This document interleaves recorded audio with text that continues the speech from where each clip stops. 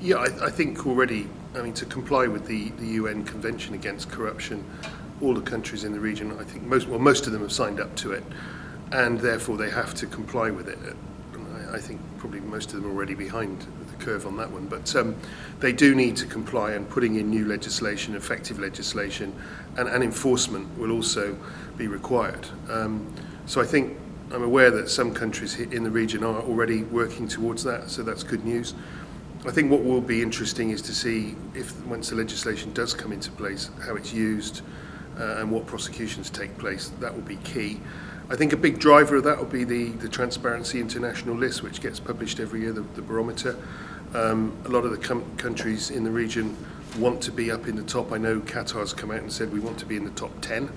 Well, if they want to be in the top 10, then they're going to have some effective anti-bribery corruption legislation in place, and they're going to have some ability to prosecute and fine and enforce.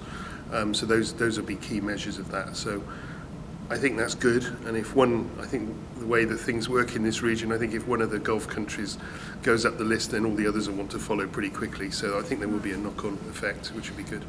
I think that's right. I mean, for example, last week we were at the World Economic Forum at the Dead Sea in Jordan, the Middle East Summit, and we were sharing a panel with the Saudi National Anti-Corruption Commission, Nazaha.